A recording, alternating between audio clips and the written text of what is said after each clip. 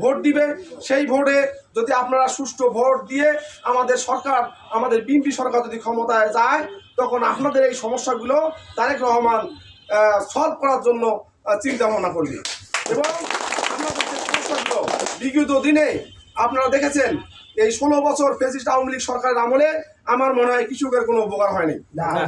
যারা আওয়ামী লীগের কর্মী ছিল, যারা আওয়ামী লীগের নেতা ছিল, তারা আপনাদের প্রণোদনার সার, তারা আপনাদের প্রণোদনার বীজ, তারা আপনাদের প্রণোদনার কীটনাশক তেল তারা লুটপাট করে খেয়েছে। আমার মনে হয় বড়খেদা ইউনিয়নে আপনারা কোনো কৃষক মনে হয় একদিন একটা সারের তখন পাইছেন কিনা আমার তো আমাদের তারেক রহমান সেই দিক থেকে চিন্তা করে এই একটা সিস্টেম তৈরি করছে, যাতে আপনারা আমাদের সাথে, আমাদের দলের সাথে সরাসরি সম্পৃক্ত থাকতে পারেন। সেই জন্য উনি সারা বাংলাদেশে এই কৃষক সমাবেশের আয়োজন করছে। তো আমি মনে করি আপনারা এখানে ভয়ের কিছু নাই। আপনারা আমাদের যে কৃষক সমাবেশটা হবে, সেখানে আপনারা আমাদের যে লোকজন যাবে, তারা আপনাদের কাছে নাম চাইবে, বাবার নাম চাইবে, মোবাইল নাম্বার চাইবে, আপনারা দিবেন। এবং আমাদের আগামী 3 মাসের মধ্যে একটা কৃষক সমাবেশ হবে। সেই কৃষক সমাবেশে আপনারা উপস্থিত হয়ে আমাদের তারেক রহমানের যে একটা বক্তব্য, সেই বক্তব্যটা আপনাদেরকে পাঠ করে শোনানো হবে। এবং আপনাদের যে সমস্যাগুলো আছে, সেই সমস্যাগুলো আমরা নেব এবং আমাদের নেতাদের কাছে, আমাদের তারেক রহমানের কাছে সেটা আমরা পাঠিয়ে দেব।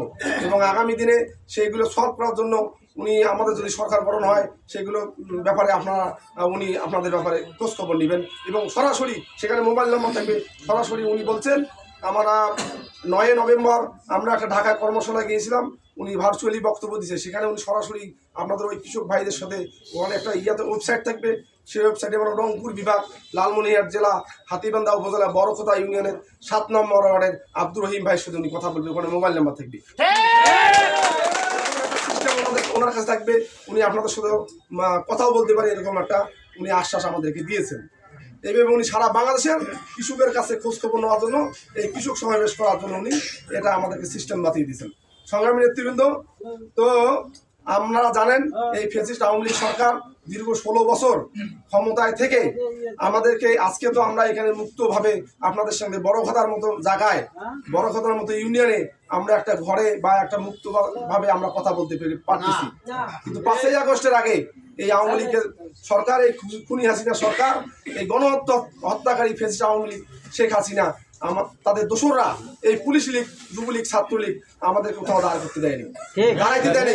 আমরা পার্টি অফিসে একটা মিটিং করতে পারিনি, আমরা রাস্তায় একটা মিছিল করতে পারিনি। তো দীর্ঘ 16 বছর তারা এইভাবে আমাদের যে গণতন্ত্র, আমাদের যে ভোটের অধিকার, তারা কিন্তু নস্যাৎ করে 2014 সালে তারা বিনা ভোটে নির্বাচিত হয়ে এদের শাসন করেছে। 2018 সালে তারা দিনের ভোট রাতে করেছে। 2024 সালে তারা ডামি এবং আমি নির্বাচন করে তারা ক্ষমতার মসনদে বসেছিল। তারা ক্ষমতার মসনদে বসে বাংলাদেশের মানুষকে তারা মূল্যায়ন করে নাই।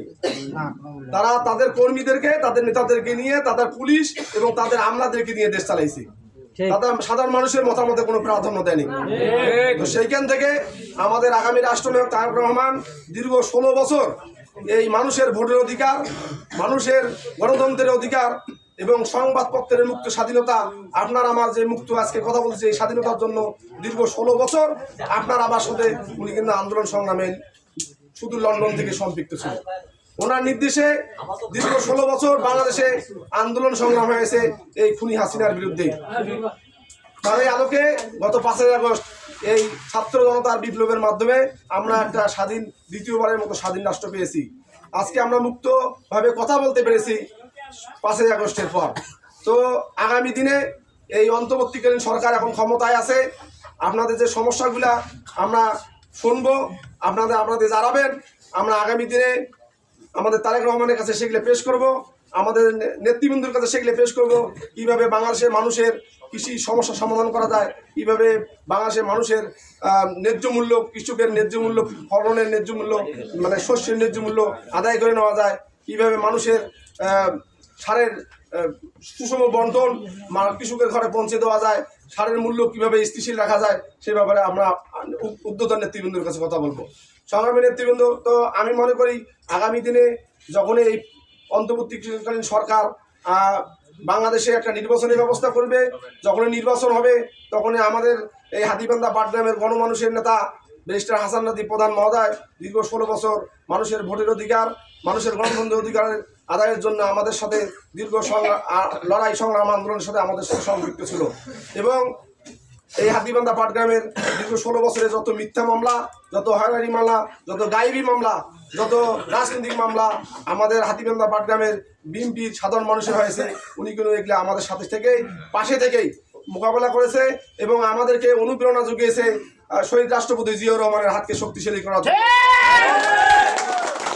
এবং মানুষের গণতন্ত্র ফিরিয়ে আনার জন্য এবং মানুষের ভোটের অধিকার ফিরিয়ে আনার জন্য এই আন্দোলনে উনি কিন্তু সম্পৃক্ত ছিল। শুধু আন্দোলনে সম্পৃক্ত ছিল না, সামাজিক মাধ্যম, সামাজিক কিছু কাজ ছিল সেখানে উনি সম্পৃক্ত ছিল। মসজিদ, মাদ্রাসা, দান খয়রাত, যে কোনো কাজে উনি কিন্তু সম্পৃক্ত ছিল। উনি বন্যার সময় সেই চরে নৌকাতে উনি বন্যার্ত মানুষদের মধ্যে খাদ্য সামগ্রী বিতরণ করেছে, শীতের সময় উনি কম্বলও বিতরণ করেছে। সংগ্রামী নেতৃবৃন্দ, তাই আমি মনে করি আগামী যখনই নির্বাচন হবে আপনারা ওনাকে ভোট দিয়ে, ধানের শীষ মার্কায় ভোট দিয়ে আমাদের রাজীব ভাইয়ের হাতকে শক্তিশালী করবেন এবং আগামী রাষ্ট্রনায়ক তারেক রহমানের হাতকে শক্তিশালী করবেন। কারণ বাংলাদেশে যদি রাষ্ট্র ক্ষমতায় বিএনপি থাকে, এখানে যদি অন্য কোনো দলের এমপি হয় তাহলে কিন্তু আমরা এই সুবিধাগুলো, আপনাদের কথাগুলো আমরা বলতে পারবো না। যখন আমাদের একটা লোক থাকবে, আমাদের দলে একজন এমপি থাকবে, তখন আপনাদের কথাগুলো আমরা কিন্তু নির্দ্বিধায় ওনার কাছে বলতে পারবো এবং আমাদের যে অধিকারগুলো সেই অধিকারগুলো আমরা আদায় করে নিতে পারবো। আমি মনে করি আগামী যখনই নির্বাচন হবে সেই নির্বাচন আপনারা সুষ্ঠুভাবে আমাদের রাজীব ভাইকে ভোট দিয়ে রাষ্ট্র ক্ষমতায় বসাবেন, সংসদে পাঠিয়ে দেবেন। তাইলে আমি মনে করি তারেক রহমানের হাত শক্তিশালী হবে। তারেক রহমানের হাত শক্তিশালী হলে আজকে আমাদের যে কৃষক সমাবেশ যে আমরা করবো, আপনাদের যে সমস্যাগুলো আমরা শুনবো, সেই সমস্যাগুলো আমরা বাস্তবে রূপ দিতে পারবো এবং তারেক রহমানের সাম্য সামাজিক মানবিক যে 31 দফা আছে সেই 31 দফা আলোকে সেটা পরিকল্পনা আমরা বাস্তবায়ন করতে পারবো এবং শহীদ রাষ্ট্রপতি জিয়াউর রহমানের যে 19 দফা আছে সেই 19 দফা স্বনির্ভর বাংলাদেশ গড়ার যে একটা আমার স্বপ্ন ছিল, সেই স্বপ্ন আমরা বাস্তবায়ন করতে পারবো।